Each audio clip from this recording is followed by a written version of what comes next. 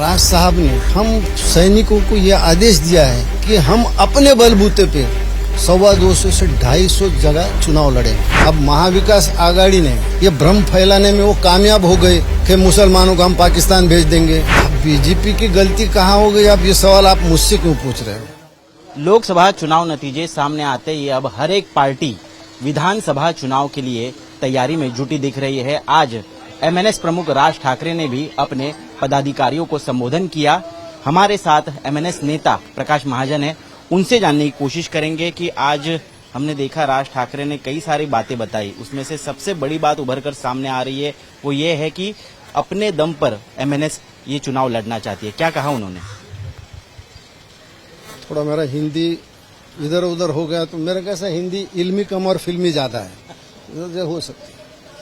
आज राज साहब ने हम सैनिकों को यह आदेश दिया है कि हम अपने बलबूते पे 250 से 250 जगह चुनाव लड़ेंगे।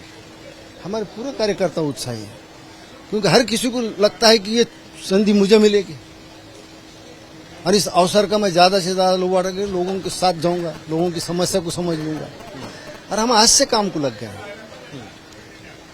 लेकिन लोकसभा चुनाव नतीजे जो आए हैं उससे ये पता चल रहा है कि कहीं ना कहीं महाराष्ट्र के लोग महायुति के साथ नहीं है। आपने उन्हीं को बिना कोई शर्त समर्थन दिया। जहां जहां मेरा नेता चुनावी सभा लेने को गया वहां तो सब चुन के आए। अब महाविकास आघाड़ी ने ये भ्रम फैलाने में वो कामयाब हो गए कि मुसलमानों को हम पाकिस्तान भेज देंगे, हम देश की घटना को बदल देंगे। ऐसा नहीं है। देश की घटना में इससे पहले 100 बार बदलाव हो चुके हैं, घटना कोई बदल नहीं सकता। लेकिन इस दुष्ट प्रचार का तो बहुत असर हो गया है और महाविकास आघाड़ी को उसका फायदा हुआ है। विपक्ष तो अपना खेल कर गया, लेकिन क्या लगता है बीजेपी या महायुति के जो सहयोगी दल है उनकी चूक कहां पर हुई? अब बीजेपी की गलती कहां हो गई? अब ये सवाल आप मुझसे क्यों पूछ रहे हो? मैंने तो कहा महाराष्ट्र में एक तो मोदी, दूसरे शाह और तीसरे ये दोनों के सुपुत्र देवेंद्र, इसका गुस्सा था। बीजेपी पे गुस्सा नहीं था, ये लोगों पे गुस्सा था, इसलिए बीजेपी के अगेंस्ट लोग गए।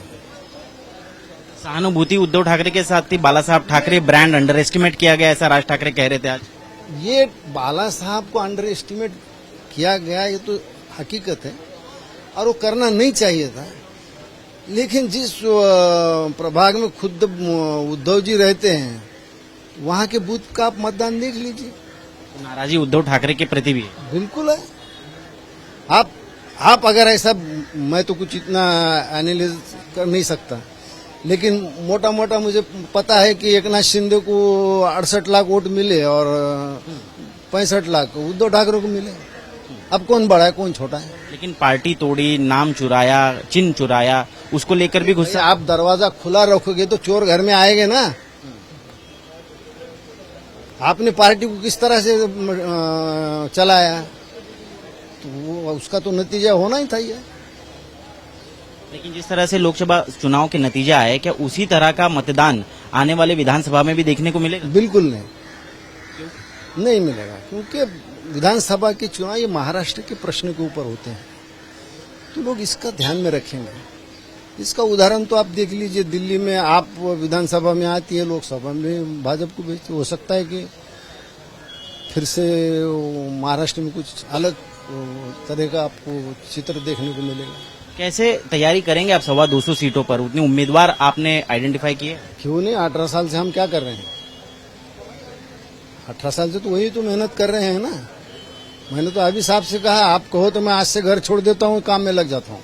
ऐसे बहुत से कार्यकर्ता हैं हमारे, बड़े उत्साही है सब कि हम भी युति नहीं चाहते, क्योंकि हमको अवसर नहीं मिलेगा ना। युति में क्या मिलेगा अवसर? ये तो पहले ही इनके बच्चे इतने हो गए, इनको खाने को नहीं मिलेगा, इनको सीट बंटवारे में इनकी तकलीफ है, तो हमको कहाँ से देंगे और हम क्यों इनके पीछे जाएंगे?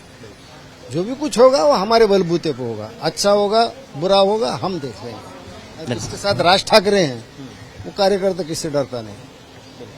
धन्यवाद हमसे बातचीत करने के लिए। तो ये थे प्रकाश महाजन, जो साफ तौर पर कह रहे हैं कि खुद के बल पर चुनाव लड़ने की पूरी तैयारी एमएनएस अब कर रहा है। हालांकि महायुति को बिना शर्त समर्थन उन्होंने लोकसभा में दिया था, लेकिन उसी तरह का मतदान जो है वो विधानसभा में नहीं होने की बात वो कह रहे हैं। कैमरा पर्सन सचिन सावंत के साथ मैं ऋत्विक भालेकर, मुंबई, आज तक।